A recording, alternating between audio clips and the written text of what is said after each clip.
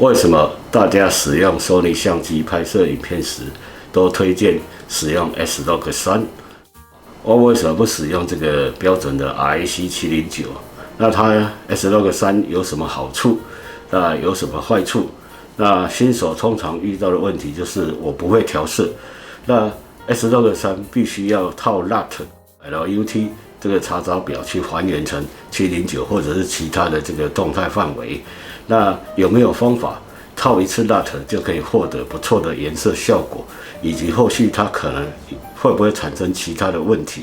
那今天我们就来谈一谈、说一说这些小技巧。好的，首先我们来看一下这个画面。那我们现在可以在荧幕上面看到，现在有个示范的这个影片范例给大家看。那左手边是用这个标准709拍的，右手边也是用这个709的颜色拍伽马值拍的。那左边是没有装滤镜，右边是有装这个 ND 滤镜减光的。那我们讨论这个，既然讨论到 S-Log3，那当然就是它的伽马值以及它的颜色的表现。那首先我们看到在标准709上面，我们可以看到画面左边跟右边有比较明显的不同，是右边套上滤镜之后，它多多少少会影响到这个颜色的部分。那右手边有套滤镜，很明显的就可以看到，在这个背后建筑物这边阴影的部分，它已经有那个蓝色的溢出很多。那我们也可以看到左边这边这个 RGB 的亮度图，这边也可以看到有两个超过100%的高峰值。那我这个是故意不压光，展示给大家看一下。那首先我们把这个关掉。那我们把这个关掉之后，各位就可以看到，现在只有这个没有上这个 ND 滤镜，它溢出的部分。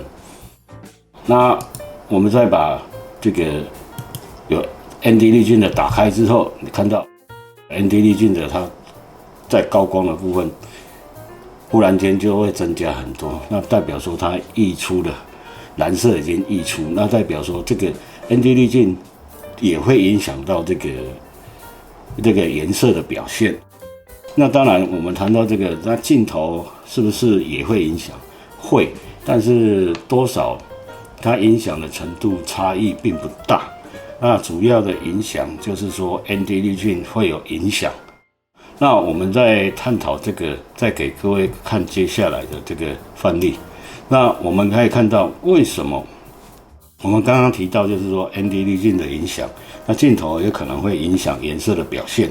那还有这一个比较重要的是，这一套的还原 LUT 它也会影响这个颜色的表现。等一下我们就会有一个片段大家可以参考看看。那首先我们再看到这个，再来就是这个。那我们再看到现在这画面，左边是这个一样是709标准的，没有套滤镜。那右边这个是 S-Log3 套 ND 滤镜拍摄出来的。那这个右边 S-Log3 已经2级调色了，那也修正了这个蓝色溢出的部分。那我们在谈到说，为什么大家都喜欢用 S-Log3 来拍？那我们新手最常遇到的第一步就是，我套了这个原厂的 LUT 之后，又感觉颜色还是怪怪的。那有没有一个这个 LUT 是可以，就等于说是所谓的2级调色，就是原厂的 LUT 套完所谓1级调色，再依自己的喜好，或者说我根本就没有那些调色能力，那我套一个是不是可以万用？譬如说应付这个白天的场景，像这个就是故意展示给大家看，有阴影的部分，也有高光阳光的部分，这是白天的部分，还有就是夜晚的部分。那是不是有一套 LUT 就可以通用？那确实是真的。还有那个我们这个有一个摄影师在网络上有分享一个这个 LUT， 他说就是可以套用这所有的场景。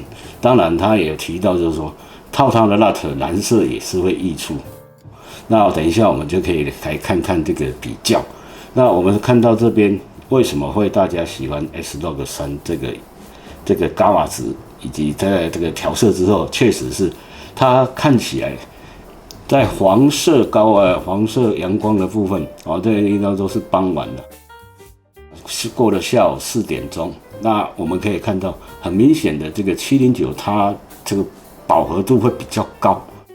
那在右手边 S-Log3，它就比较柔和。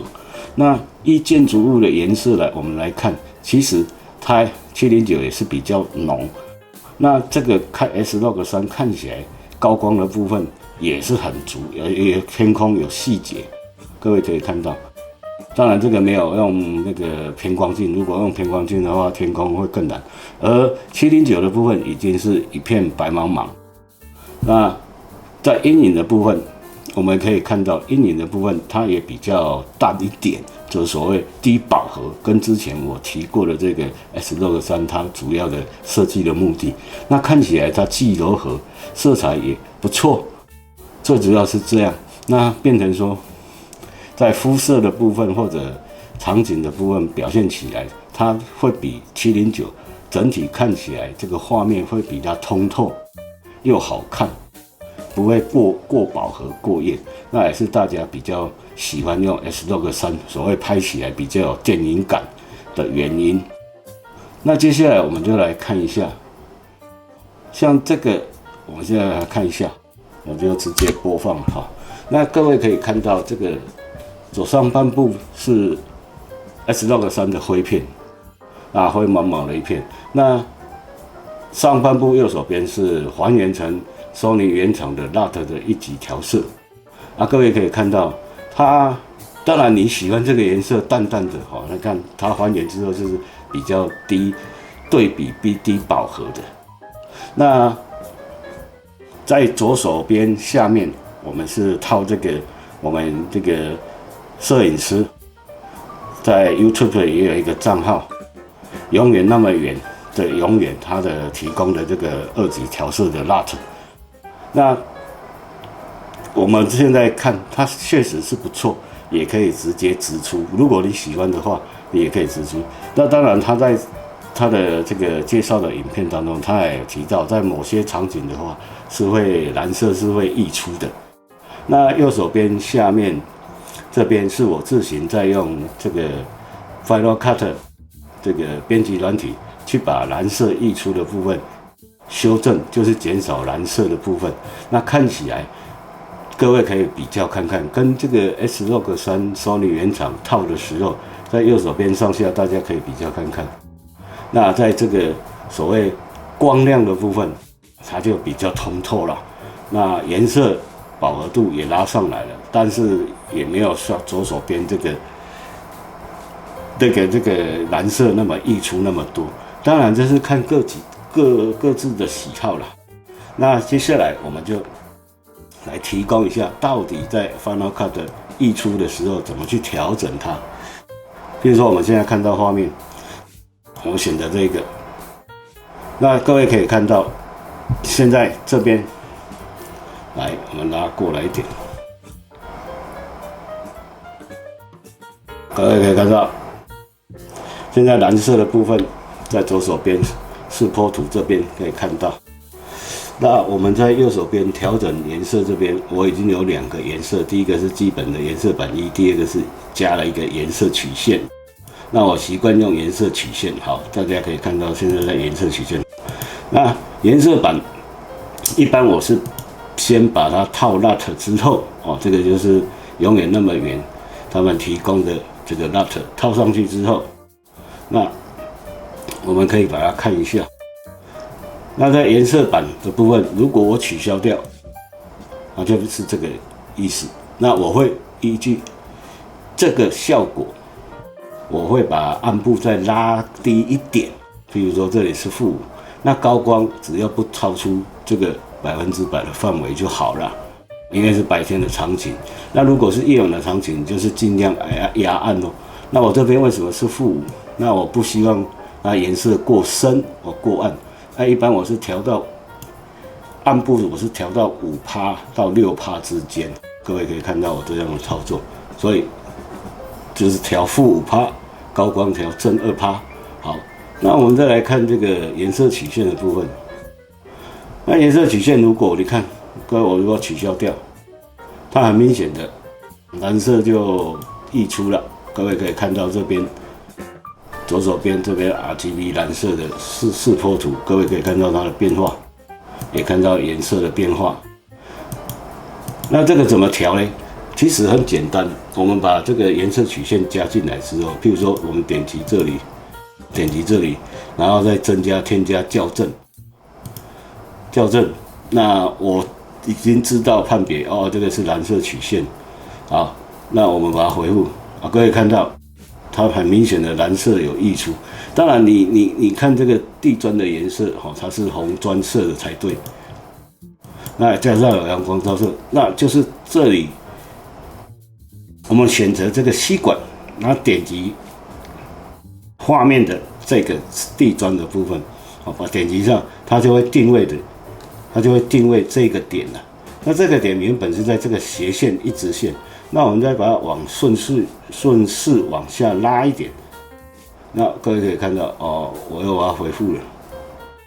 那这样把它往下拉，它就，那你拉得越低，它的颜色变化就会越大。当然，这个效果我要先把它打开，各位就可以看到了啊。现在它都已经偏绿了，因为你蓝色减少太多了。那这样顺势的，那我只要拉一点，我只要恢复它，完了红砖色跟阴影。那它这个 LUT 有一个比较很多网友也提到的，就是说在阴影的部分，它很容易蓝色就溢出。那当然。每一个 LUT 并没有所谓万能的，那这个它已经调得非常不错。只要我们使用上注意一下，这个场景的部分在阴影，它很容易就这个严重也会溢出。那加上我又有这个大白天高光比，你一定要用 ND 镜，它又会偏蓝色溢出一点。那双重的影响之下，就变成套这个 LUT 的话。就会变成严重的溢出。那其实做一些小修正，那我们就把这个问题解决了。那我们随而之的可以看到第二个例子也是如此。那当然你每一次调整的方向不见得会一样。那我们添加这个曲线，各位可以看到曲线。那它每一个点，你看刚刚是在这边，那现在是在这边。那我们也可以看到，把它取消掉哦，那地板的阴影深的地方，它就会变成是蓝色加重很多。那如果说你不这个 LUT 的话，它有时候有一些场景，它反而是在比较亮度比较足的时候，它高光的部分，它反而有一点红色会溢出，那都不严重。那今天就是针对我们用套 LUT， 然后是不是要再小修正？那我们只是很简单，在颜色这边再增加一个颜色曲线。当然你要用色相饱和度曲线去修正它也可以，用色轮其实都可以。那我是方便我是这样。那这里有一个要点，就是在保留亮度的部分要打勾，不然它会变暗。那还有一个要点是这个混合的部分，混合 1.0 就代表你做的效果100%的曲线它混合。那它就是如果说你往左边拉，有没有？各位有没有看到哦？0.5 它蓝色又恢复比较多，意思就是不要套那么多，降低蓝色的曲线的函数值的效果。那如果你拉到0，要恢复蓝色溢出了。那各位可以看到这边也会有所变化 ，IC709这边 RGB 的视波图它会有所变化。那我通常都习惯是拉1。那当然，如果说你用另外一个方法，比如说我们把它恢复，那我直接拉高光，就直接在上面这个点拉高光，其实也可以啦，就看你怎么样去决定它。那你在拉高光的时候，你要注意曲线，它是影响的范围。譬如说这里是高光，哦，这里是中间调，这里是暗部，要看你取决于哪个部分。那你直接拉高光的话，它整体暗部会不是颜色会变，亮度也会变。各位可以看到，那我们谈到这个，就我自己的心得就很简单，就是那我会影响到这个颜色的部分，因为我自己也不是专业的所谓的摄影师或者是调色师，那我拍摄影片也是希望说，哎，是不是套一次 LUT 就可以解决所有的问题？那经过这大概半年的使用，当然也是必须要学习一些新的，把这个调整，那这样就可以得出比较一致的效果。那各位可以参考看看。好的，那请记得订阅哦，谢谢，拜拜。